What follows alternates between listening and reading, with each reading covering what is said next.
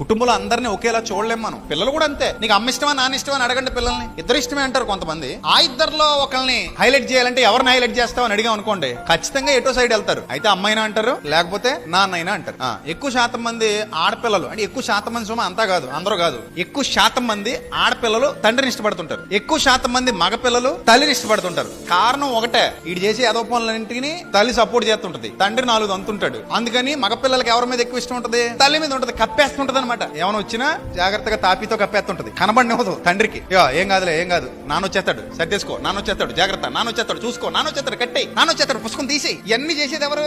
అమ్మ. అందుకని positive concern ఎవరి మీద ఉంటది? అమ్మ మీద ఉంటది. ఇంకా ఆడపిల్లలకి తండ్రి మీద ఎందుకు ఉంటది అంటే, తల్లి ఎక్కువ ఆడపిల్లలకి పనులు బురమ ఎత్తుంటది. అంట్లు ఆ బట్టలు ఉతికేయి, అది తుడిచేయి, అది కడిగేయి అంటుంటది. సో ఇవన్నీ ఆడపిల్లకి నాన్న చెప్పడు. నాన్నకి ఆడపిల్లకి పనులు చెప్పడం రాదు. ఎందుకంటే నాన్న పనికి బయటికి వెళ్తాడు, బయటకు వస్తాడు, చూసుకుంటాడు. ఏవైనా చెప్పాల్సి వస్తే ఎవరికి చెప్తాడు? నాన్న పనులు మగ పిల్లలకు చెప్తాడు. అందుకని ఆడపిల్లలు అమ్మ మీద పెద్ద ఎప్పుడు నాగే చెప్పుద్ది, ఆడికి చెప్పదు అని అనుకుని ఎక్కువ ఎవరితో కనెక్ట్ అవుతారు? తండ్రితో కనెక్ట్ అవుతారు. అంతే, అంతకు మించి తేడా ఏమీ లేదు. చాలా చోట్ల జరిగే తంతిదే.